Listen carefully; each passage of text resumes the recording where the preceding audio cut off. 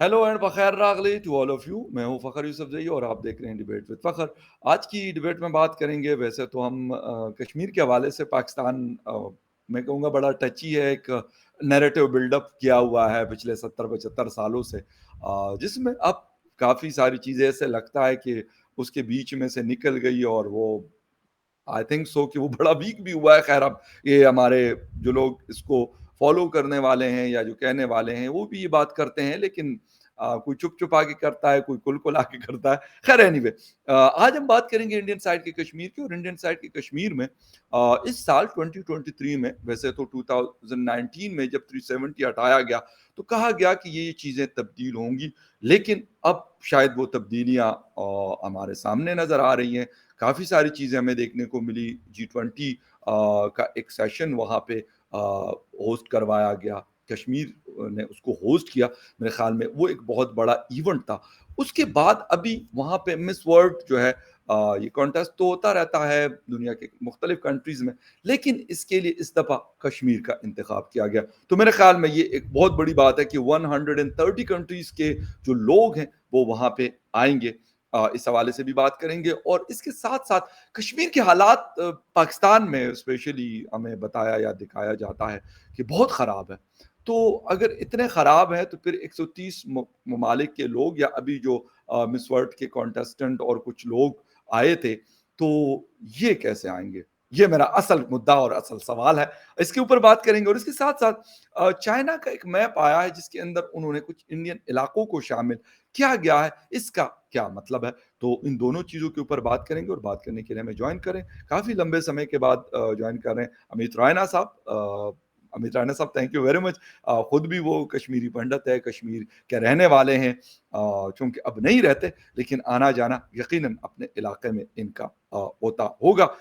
इन्होंने अभी एक बुक भी लिखी है, उसका भी मैं आपको शुरू में ही दिखा देता हूँ। वहाँ के पुलिस को इन्होंने एक ट्रिब्यूट पेश किया है, मैं ये कहूँगा। और वो है कि जी, beyond fear, a saga of sacrifice and courage. ये रायना साहब की बुक है।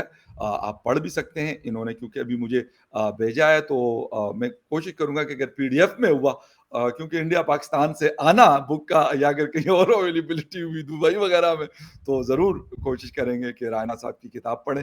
बल्कि रायना साहब को मैंने शुरू में कहा कि हम तो लिखने पढ़ने वाले नहीं हैं, मतलब ना लिखते हैं और ना पढ़ते हैं, लेकिन मुझे बड़ी खुशी हुई कि आपने भी बुक लिखी है और वहाँ के पुलिस फोर्स को, अपने फोर्स के जवानों को आपने एक ट्रिब्यूट पेश किया। तो रायना साहब, स्टार्ट करेंगे। मेरे थैंक यू। ख्याल में कश्मीर को बेहतर कौन समझता होगा आपसे, क्योंकि आप खुद वहाँ के रहने वाले हैं। क्या हालात हैं? हम 370 के बाद हमने सुना, हमें बताया गया, पढ़ा हमने कि हालात इतने खराब होंगे कि खुदा ना करे कि जिसे कहते हैं कि खून की नदियाँ बहेंगी। लेकिन वहाँ G20 हुआ, बड़े-बड़े इवेंट्स हो रहे हैं। अब 130 ममालिक की हसीनाएँ वहाँ पे आएँगी और कॉन्टेस्ट होने वाला है। क्या कहेंगे इस हवाले से? नहीं देखिए, पाकिस्तान में नैरेटिव ज़रूर चल रहा है कि कश्मीर के जी, हालात खराब हैं और कुछ सेक्शन ऑफ इंटरनेशनल प्रेस ने भी कई बार कहा कि हालात खराब है। सब मगर मुझे लगता है जो G20 का अभी जो सेशन हुआ कश्मीर में कुछ महीने पहले, जी, उससे एक बात तो क्लियर हो गई पूरे विश्व को, पूरी दुनिया को, क्योंकि पूरे दुनिया भर के रिपोर्टर इस इवेंट को कवर एग्ज़ैक्टली, करने आए थे बिल्कुल। कि कश्मीर के हालात क्या हैं और उन्होंने अपने आँखों से देख लिया। और आज के इस छोटे ग्लोबल वर्ल्ड में जहाँ सब कुछ आपके फिंगर टिप्स पे अवेलेबल है, सोशल मीडिया है, जी, इंटरनेट है। आप आपको लाइव लाइव की मिनट मिनट मिनट की खबर मिल जाती है, कोई ना कोई कहीं ना कहीं पोस्ट कर ही रहा होता है। जी। तो कश्मीर में हालात, मुझे विश्वास करिए, मैं इसलिए नहीं कह रहा हूँ कि मैं कश्मीर का बिल्कुल सही एक कह रहे हैं। एक्टिविस्ट हूँ, या मैं जी, जी। इसलिए कह रहा हूँ कि मैंने वो कश्मीर देखा हुआ और मुझे कभी उम्मीद नहीं थी कि कश्मीर में हालात इतने ड्रास्टिकली बदलेंगे। ओके, राइट, मैं अभी राइट, पिछले राइट। हफ्ते ही कश्मीर से आया हूँ। 9-9 10-10 ज़बरदस्त। बजे जहाँ कश्मीर में मैं अपने दोस्तों को लेके जाता था, और 6-7 बजे के बाद कश्मीर में 4 किलोमीटर दूर अगर गाड़ी चल रही होती थी और हॉर्न बजाती तो आपको सुनाई देती थी। इतनी आज खामोशी होती 10 थी। इतनी खामोशी होती थी, लोग ओके, अपने घरों में बिल्कुल। चले जाते थे। आज आपको 10-10 11-11 बजे बच्चे फुटबॉल खेलते हुए, क्रिकेट खेलते हुए मिलेंगे, और वो भी सिटी सेंटर में। तो ज़बरदस्त। ये ड्रास्टिक, हाँ, ड्रास्टिक चेंज है। कई बार अब मित्र आते थे, शाम को बैठते थे, फिर खाने के लिए लेट हो जाता था, तो फिर कहते थे खाना कहाँ मिलेगा? उसकी उसकी तैयारी पहले से ही करनी पड़ती थी कि शाम का खाना। सही। आज आप रात को कहीं रात को 2 बजे भी कहेंगे कि खाना खाना है, तो मिल जाता। तो there has been a change. मैं ये नहीं कहूँगा कि हालात बिल्कुल नॉर्मल हैं, वो कहना झूठ होगा। मगर क्या इम्प्रूवमेंट है, सिग्निफिकेंट अमाउंट ऑफ इम्प्रूवमेंट है, वैसी-वैसी इम्प्रूवमेंट है, जो शायद मैंने सोचा भी नहीं था कि होगी। बिल्कुल सही है। अच्छा रायना साहब बिल्कुल आपकी ये वाली बात क्योंकि आपने वो वाला कश्मीर भी देखा और आज वाला कश्मीर भी आपने देखा तो दोनों का एग्ज़ैक्टली बड़ा एक ये जिसे कहते हैं कि तस्वीर के दोनों साइड्स आपने यानी पिक्चर के दोनों साइड्स आपने देखे जो 1990 या फिर उसके बाद वाला कश्मीर था जो कुछ हुआ 2019 तक और उसके बाद फिर जब 370 हटा और कहा गया बहुत सारी चीज़ें उस वक़्त भी थी शायद बड़ी सारी मुश्किलात भी सामने आई होंगी, वहाँ फ़ोर्सेस जो आप लोगों की है या फिर गवर्नमेंट वहाँ पे जो है। लेकिन आप लोगों के जो वहाँ के गवर्नर हैं, बड़े एक एक्टिव आदमी मुझे लगते हैं क्योंकि मैंने कल परसों कोई पिक्चर्स में देख रहा था तो वुमेन क्रिकेट टूर्नामेंट शायद नाइट टूर्नामेंट था तो वहाँ पे बैठे हुए थे। तो क्या कहेंगे कि अभी जिस तरह बीजेपी है या फिर मोदी साहब है, उनकी कितनी कंट्रीब्यूशन है इन चीज़ों के पीछे? ये हालात देखिए जो मैं आप बता रहे हैं वो वाले भी और आज वाले भी? देखिए, नहीं, नहीं, सरकार का, प्रधानमंत्री मोदी का तो बिल्कुल ही बहुत बड़ा कंट्रीब्यूशन है। जी, साथ-साथ गृह मंत्री अमित शाह का है, राइट। क्योंकि केंद्र डायरेक्टली इन्वॉल्व्ड है कश्मीर के हालात सुधारने में। जी, और कश्मीर के हालात सुधारने में एलजी जो मनोज सिन्हा, मैं पिछले हफ्ते ही उनसे मिला था। आप विश्वास नहीं करेंगे, मैं कुछ आइडियाज़ लेके उनके पास गया था और उनके आइडियाज़ का ज़ लिस्ट मुझसे बड़ा था और मुझसे ज़्यादा इनोवेटिव था। तो मैं तो ज़बरदस्त। अपने आप को कुछ सोच रहा था कि मैं कुछ बहुत ही इनोवेटिव आइडियाज़ लेके जा रहा हूँ, और जब बातचीत हुई तो उनके आइडियाज़ मुझे कहीं न कहीं अपने से ज़्यादा अच्छे, अपने से ज़्यादा ज़बरदस्त, इनोवेटिव लगे। तो ज़बरदस्त। वो एक्टिव हैं, करियर पॉलिटिशियन रहे हैं, करियर पॉलिटिशियन। और उनको इसलिए कश्मीर भेजा गया था क्योंकि उनका जो track record as a, member parliament okay, रहा है, वो एक्सीलेंट रहा है, अपने कॉन्स्टिट्यूएंसी को लेकर। और एज़ अ मिनिस्टर भी रहे हैं, वो यूनियन मिनिस्टर में टेलीकॉम की। उनके ट्रैक रिकॉर्ड बड़े एक्सीलेंट रहे, तो बड़े प्रोएक्टिव पॉलिटिशियन माने जाते हैं। अब वो ओके, पॉलिटिशियन नहीं है, अब लेफ्टिनेंट गवर्नर है एक ऑफिशियल रोल में, बट बेसिक हैबिट्स तो उनके वही हैं प्रोएक्टिवनेस के। और ये उनकी, मुझे लगता है, कहीं न कहीं पर्सनल इच्छा है कि कश्मीर उनके जाने से पहले अ, एक तो नॉर्मलसी के कगार पे आ जाए, और ओके। दूसरा जो कश्मीरी हिंदू जो विस्थापित हैं, वो वापस आ सकें। मुझे लगता है वो एग्ज़ैक्टली, सबसे बड़ा माइलस्टोन और अचीवमेंट उन्होंने पर्सनली ले रखा है कि मुझे कश्मीरी पंडितों को वापस लाना है। तो एक बड़े प्रोएक्टिव है। और ये अभी प्रधानमंत्री का, मुझे कह रहे थे कि प्रधानमंत्री जी ने तो बड़ा क्लियर संदेश भेजा है कि कश्मीरी पंडितों को वापस लाना है, और उस पे हमें अब और तेजी से काम करना है। तो मुझे लगता है कि एक वेलकम ओके। स्टेप है कि आप हर सेक्शन ऑफ सोसाइटी पे ध्यान दे रहे हैं, हुँ, लोकल्स पे दे रहे हैं, महिलाओं पे दे रहे हैं, पिछड़े वर्ग पे बिल्कुल, दे रहे हैं। बिल्कुल, जो जम्मू कश्मीर के जो गुज्जर बकरवाल कम्युनिटीज़ हैं, जो बिल्कुल। जनरली बैकवर्ड मानी जाती थी, उन पे ध्यान दिया जा रहा है, पहाड़ी कम्युनिटी पे ध्यान दिया जा रहा है। वो एक स्पेसिफिक कम्युनिटी फोकस नहीं रहा है जम्मू कश्मीर में। तो एक बिल्कुल मुझे लगता है कि पूरा स्टेट उसको लेकर सराहना कर रहा है। अच्छा, रायना साहब आपने कश्मीरी पंडित्स की बात की। एक तो थोड़ा-सा आप इसमें बताइएगा कि कितने लोग अब वापस कुछ गए हैं या फिर जाने का इरादा रखते हैं कि वो जिस तरह नॉर्मली पाकिस्तान में भी मतलब मेरा घर इस्लामाबाद में भी है लेकिन मेरा घर मर्दान में भी है। तो इस तरह का भी होता है मेरा ख़्याल शायद इंडिया में भी इस तरीके की चीज़ें होती होंगी। नहीं, नहीं, लोग कहते देखिए, हैं जी मैंने मुंबई में मेरा बिज़नेस है तो मैं वहाँ रहूँगा, लेकिन मेरा जो इंसिस्टर वाला घर है वो श्रीनगर में या जहाँ पे भी है। तो उस हवाले से क्या खबरें हैं? ये देखिए, माइग्रेशन फॉर बेटर अपॉर्चुनिटीज़ हमेशा होती है। जी, बिल्कुल। अब हम कहते हैं इंडिया में एनआरआई हैं, मगर हमने तो इनको इक्वल रेट, अमेरिका में रहते हैं या एक्सपैट जिन्हें हम कहते हैं, वो बिल्कुल, हमारे पास एग्ज़ैक्टली, रहते हैं। मगर अल्टीमेटली उनके कनेक्शन तो उनके रूट्स के साथ होते हैं। बिल्कुल। कश्मीरी पंडित के साथ समस्या ये हुई है कि 30 साल में जो वो रूट का कनेक्शन था, वो कहीं न कहीं कट गया है। अब ओके, कश्मीरी पंडित के लिए भी वापस जाना उतना आसान नहीं है, हालाँकि पूरा समाज चाहता है कि वापस जाए।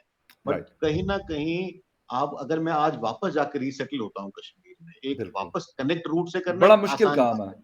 तो मुझे अपने आप को फिर से बेघर करना है और वापस बिल्कुल, जाके वहाँ पे रीसेटल होना है। तो एग्ज़ैक्टली। हाँ, यहाँ पे एक सरकार की बड़ी इम्पोर्टेंट रिस्पॉन्सिबिलिटी आती है कि वो फैसिलिटेट करना है उनको, मेरा वापस रीसेटलमेंट, उसमें उनका बहुत बड़ा काम आ जाता ओके, है। दे okay. Have to make me feel secure, क्योंकि यस, मैं दूध का एग्ज़ैक्टली। जला हूँ तो छाछ भी फूँक-फूँक कर पीऊँगा। बिल्कुल, वो तो कहते हैं मैं रस्सी से भी डर लगता है शाम के हाँ, डसे हुए को। बिल्कुल। बिल्कुल, बिल्कुल। तो मुझे वो they have to make me feel secure, they have to ensure कि जो मैं अपनी लाइवलीहुड छोड़ के आ रहा हूँ, वो लाइवलीहुड कहीं न कहीं कंपनसेट हो। यस, मुझे या तो ऐसे मेजर्स मिले, ऐसे बेनिफिट्स मिले कि मैं उसको वापस शुरू कर सकूँ अपनी हुँ, ज़िंदगी को लेके।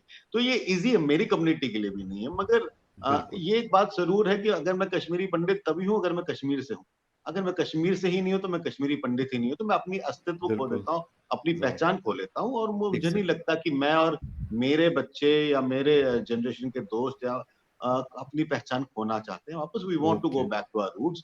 आप खैबर केपी से हैं, आप शायद बिल्कुल, इस्लामाबाद में काम करते हैं, मगर आपको एग्ज़ैक्टली कनेक्ट है और मैं हम वही भी कह चाहते रहा हैं कि हूँ, वो कनेक्ट हमारा वापस आए और बिल्कुल। इसी कारण महीने में मैं 2 बार तो वापस कश्मीर जाता ही हूँ। कहीं न कहीं मैं अपने कनेक्ट्स को अलाइव रखना चाहता हूँ जो बिल्कुल मेरे सही है, ज़मीन के बिल्कुल साथ। सही है। बहुत अच्छी बात है और मैं आपसे कह रहा था कि मोस्टली लोग ऐसा करते हैं इस्लामाबाद में रहते हैं या फिर लाहौर या फिर कराची बड़े शहर हैं यहाँ पे कोई बिज़नेस कर रहा है, कोई जॉब्स कर रहा है, कोई क्या कर रहा है, तो यकीनन हिंदुस्तान में भी इसी तरीके से होगा अपने आबाई घरों में मुख्तलिफ जो त्योहारें होती हैं, उसपे हमारे नहीं, यहाँ आप ईदें होती विश्वास है। नहीं करेंगे, मैंने जी, जी, तकरीबन भारत के हर बड़े शहर में काम किया हुआ है। गुड। वो चाहे बॉम्बे रहा हो, चेन्नई है, जिसे मद्रास कहते हैं, जी, जी, अ, बैंगलोर, हैदराबाद, ज़बरदस्त। चंडीगढ़। तो बिकॉज़ अपॉर्च्युनिटीज़ के लिए आप ट्रैवल करते हैं, बिल्कुल बट करते हैं। मगर रूट कनेक्शन तो आपको बड़े बिल्कुल, इम्पोर्टेंट आपका जो गाँव होता है या जो आपका इलाका होता है अपना वो बिल्कुल वो याद रहता है बेशक दुनिया के किसी कंट्री में हो या फिर अपने कंट्री के किसी और शहर में हो।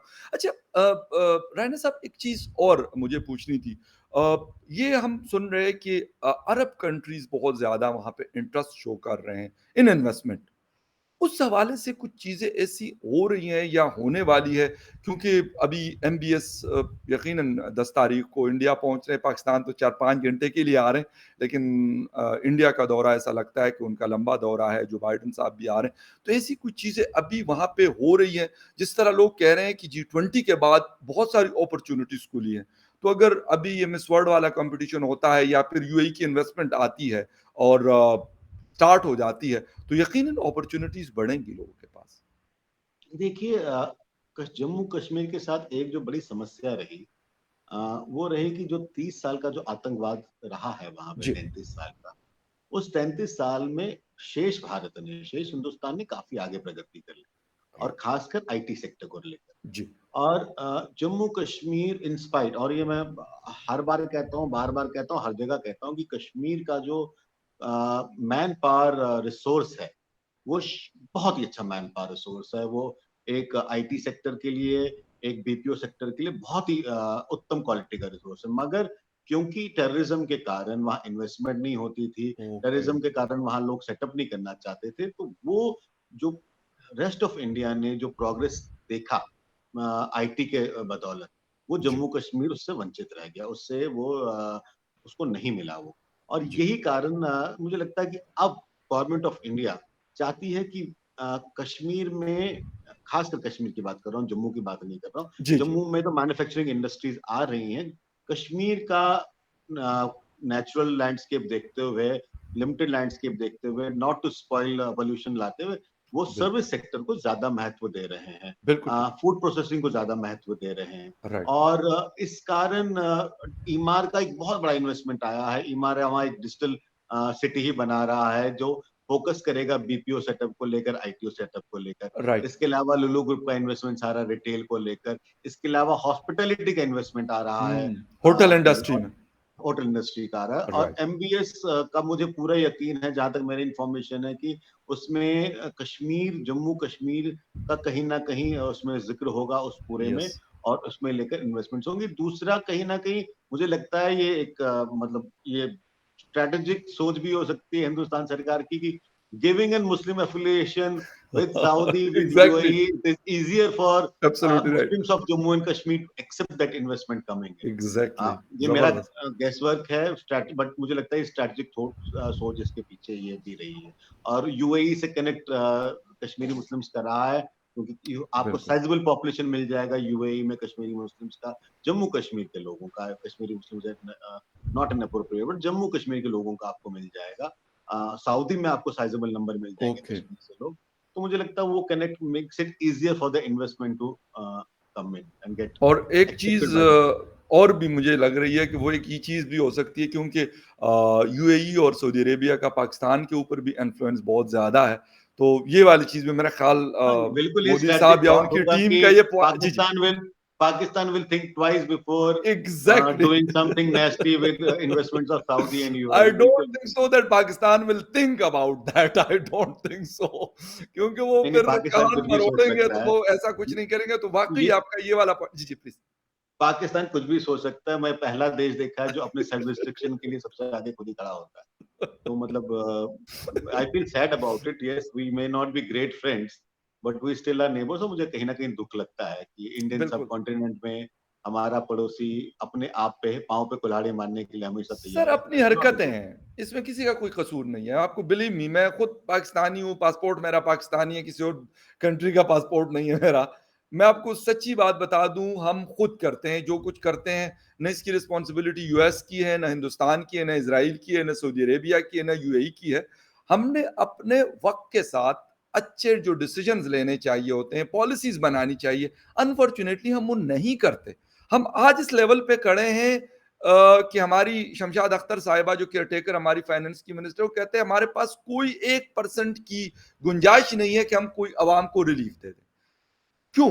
उसकी वजह यह कि आखिर इन 77 ईयर्स में क्या हम करते रहे? यही बकवास, यही ड्रामे जो हम करते रहे, उसका रिजल्ट हमने भुगतना है। लेकिन अनफॉर्चुनेटली वो आम पाकिस्तानी भुगत रहा है। अफसोस, मुझे दुख, आप जो कह रहे हैं मुझे भी इस चीज का हो रहा है कि आम पाकिस्तानी भुगत रहा है। खास वाले भुगत रहे होते तो शायद मुझे फिर नहीं, तसल्ली वो होती। नहीं जी, भुगत रहे, वो नहीं भुगत वो रहे। नहीं भुगत रहे। मुझे याद है जब मैं स्कूल में होता था तो एक बार जीके में क्वेश्चन आया कि पर कैपिटा इनकम किसकी ज्यादा है। और जी, मुझे जहां तक याद है 360 रुपए या 300 ऐसा ही था कुछ। इंडिया का $360। तो और उस टाइम देखा मैंने पाकिस्तान की सिग्निफिकेंटली हिंदुस्तान से ज्यादा। जी, बिल्कुल। तो कहीं ना कहीं शॉक भी लगा। बट ये फैक्ट था, ये स्टैटिस्टिकल फैक्ट था, इसको आप डिनाई नहीं कर सकते थे। एग्जैक्टली, बिल्कुल sir. At some point of time foreign reserve या डॉलर वैल्यू बराबर थे। तो बिल्कुल। Somewhere Pakistan has lost it track. और मुझे लगता है कि इट इज टाइम कि वो वापस ढूंढें। और अब इसके लिए सिस्टम चेंज करना है, हुक्मरान चेंज करने हैं, ये तो पाकिस्तानी डिसाइड कर सकते लेकिन सर यहाँ पे तो आई एम सॉरी टू से, लेकिन यहाँ पे हुक्मरानी जिनकी है वो जिनको चाहते हैं उनको बिठा देते हैं और फिर उनसे अपनी मर्जी के काम करवाते हैं। और उनकी मर्जी ये होती है कि हमें क्या पर्सनल फायदा हो सकता है, बेनिफिट हो सकता है। और वो सिस्टम अगर अगर चेंज हो जाए, तो मैं ये नहीं कहता कि दुनिया का कोई कंट्री ऐसा नहीं है कि वो प्रोग्रेस नहीं कर सकता, वो बेहतर नहीं हो सकता। लेकिन अगर आपने हमने जाना जो है वो अफगानिस्तान है, काबुल है, और हमने साइड पकड़ी हुई है कश्मीर की, तो फिर हम कश्मीर क्या हो सकते हैं, हम इंडिया को क्रॉस करके किसी और कंट्री में पहुंच जाएंगे, नेपाल भूटान पहुंच जाएंगे, लेकिन काबुल नहीं पहुंच सकते। अब अफसोस ये है कि हम इसी तरह के डायरेक्शन लेस किस्म की हमारी पॉलिसीज होती है, जिसकी वजह से, हालांकि यकीन करें कि पाकिस्तान बेहतर हो सकता है, लेकिन लेकिन जब आता है कि करेगा कौन, करेगा कौन। पॉलिसी वाले एग्जैक्टली। खैर, रायना साहब, कश्मीर के हवाले से थोड़ा सा फिर चाइना वाले इशू पे जाऊंगा। लेकिन पाकिस्तान के पास एक कश्मीर है, एक हिंदुस्तान के पास कश्मीर है, दोनों का नाम कश्मीर है। एक को पाकिस्तान कंट्रोल करता है, एक अब इंडिया का यूनियन टेरिटरी बना है। लेकिन अगर आप एज ए कश्मीरी देखें या वहां के लोगों को देखें, क्या माइंडसेट अभी नजर आता है? क्योंकि पाकिस्तानियों का ख्याल था कि जी कश्मीर के जो लोग हैं, यकीनन मुस्लिम कम्युनिटी की वो बात करते होंगे कि जी वो तो हमारे लिए बस जीने मरने को तैयार है, ये हो रहा है, वो हो रहा है। आपको लगता है कि जिस हालात से हम इस वक्त गुजर रहे हैं, तो वहां पे कोई कोई भी कश्मीरी, मतलब जो इंडियन, मैं बल्कि कहूँ तो ज्यादा बेहतर होगा, लेकिन उसका इलाका कश्मीर है, तो वो कुछ सोच सकता है कि यार ऐसी कोई तब्दीली होनी चाहिए? नहीं, देखिए जो फ्रीडम इंडिया देता है अपने जी, सिटीजन को, सॉरी टू से इट बट मुझे नहीं लगता कि 57 इस्लामिक कंट्रीज भी अपने सिटीजन को वो देते हैं। और तो एक जबरदस्त। बेवकूफी होगा जो कुछ और चूज करेगा। ओके। और जहां तक माइंडसेट की बात है, मैं आपको बताता हूँ, ये बड़ा ही रिसेंट इंसिडेंट है। मैं अभी श्रीनगर में था तो मेरे एक मित्र थे और सब गवर्नमेंट ऑफिस में हैं, उनकी वाइफ जी। टीचर है। अरे। तो 15 अगस्त का फंक्शन था। ओके। तो पिताजी को भी जाना था फंक्शन पे, माता जी को भी जाना था। तो उन्होंने बच्चे को बोला कि छोड़ो, आपको क्यों जाना है। हाँ, ओके। तो बेटी ने अपने पिताजी को बोला यू आर एंटी नेशनल। तो ओह माय 15 अगस्त को लेकर केवल एंटी गॉड! नेशनल। तो ओह कहीं न माय कहीं ये आपको सोच दिखाता है कि जो आज का बच्चा भी he knows what is right for him and he is Indian by heart. ये हुँ, अब आप नैरेटिव्स देखिए नैरेटिव्स की गेम अलग बात है और ग्राउंड लेवल पे क्या सच्चाई है वो अलग बात है। Yes. A, one has to understand कि Kashmir has always been a progressive society और मैं हुँ, खासकर जम्मू कश्मीर की बात कर रहा हूँ, ओके, जो कश्मीरी स्पीकिंग पॉपुलेशन है, जी, क्योंकि जो पाकिस्तान के पास कश्मीर है, वो लेस कश्मीरी स्पीकिंग पॉपुलेशन है राइट, मगर पार्ट ऑफ कश्मीर है। बिल्कुल ठीक, बिल्कुल Kashmir, Jammu Kashmir Indian subcontinent civilisation का फाउंटेन हेड रहा। राइट, जो आज मुज़फ़्फ़राबाद में, नीलम वैली में, किशनगंगा वैली में जो शारदा का टेम्पल है, बिल्कुल, वो एक नीलम में, फाउंटेन हेड रहा है कश्मीर एग्ज़ैक्टली, कश्मीर का सोत्र रहा है और कश्मीर इंडियन स्पिरिचुअलिज्म का फाउंटेन हेड रहा है। और कश्मीर ओके, इसलिए प्रोग्रेसिव रही है कि विश्व की, वर्ल्ड की पहली फीमेल क्वीन भी कश्मीर से आती है। कश्मीर में मल्टीपल रानियाँ थी जो रूल करती थी, मतलब they were the regents, they were the rulers. Kashmir में मैं बता रहा हूँ जब तक in fact Kashmir in 30 years went regressive क्योंकि जो मैं हालाँकि जब मैं डिस्प्लेस्ड हुआ I carried that bitterness with me, trust me, I carried okay, that bitterness with me yes, because बेघर राइट, हुआ था, नो वो डाउट, घर नो फेंक डाउट, दिया था तो बिटरनेस थी। मगर मैं एक चीज़ पे बिल्कुल, हमेशा फिर भी दाद देता था। मैं कहता था कश्मीर एक प्रोग्रेसिव सोसाइटी है, वहाँ हमारी औरतें हम मर्दों के बराबर काम करती हैं। मतलब गुड, शाना-बशाना चलती है। मैंने कहा मेरी बुआएँ, मैंने अपनी बुआओं को देखा, अपनी दादियों को देखा है कि जिनको हमारे घर में कहीं पे भी लेस इक्वल नहीं माना जाता था और ये कश्मीरी हुँ, सोसाइटी में जनरल था। मैंने कहा हमारे हुँ, पास हुँ, पोएटेसेस होती थी, हमारी तो हब्बा खातून पोएटेस है, हमारी ललदेद पोएटेस है, रूप भवानी पोएटेसेस हैं, जो प्रोमिनेंट पोएटेसेस रही जिनको सोसाइटी ने जी, एक्सेप्ट करा हुआ है और एग्ज़ैक्टली, रिगार्ड रिस्पेक्ट करते हैं irrespective of the religion they come from. तो ये last 30 years Kashmir unfortunately went into a regressive mode.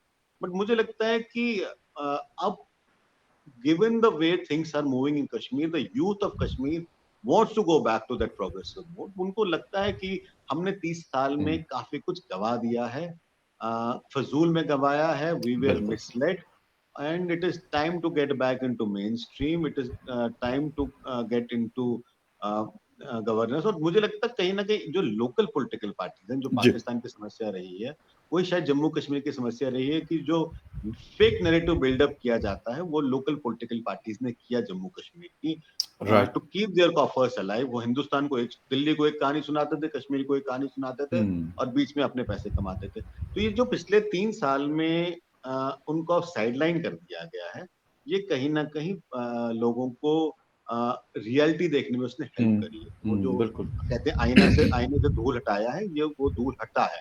लोगों को अब ओके, रियलिटी दिखी है कि जो हमको बताया जाता था वो शायद सच नहीं था, बिल्कुल सच सही। नहीं है। ओके, बिल्कुल सही और ये बहुत एक बड़ा चेंज है, नो डाउट अबाउट इट क्योंकि इस चेंज को एक लंबा टाइम लगा है, लेकिन फिर भी ये चेंज आया है और ये एक पॉलिसी जब बनाई गई मैं मतलब इसको थोड़ा-सा पाकिस्तान के कॉन्टेक्स्ट में बात करूँगा कि हम क्यों मैंने कहा कि हम डायरेक्शनलेस हैं। हमारी कोई पॉलिसी हमने प्रॉपर नहीं बनाई या अगर बनाई भी तो कुछ लोगों को उससे फ़ायदा होता है।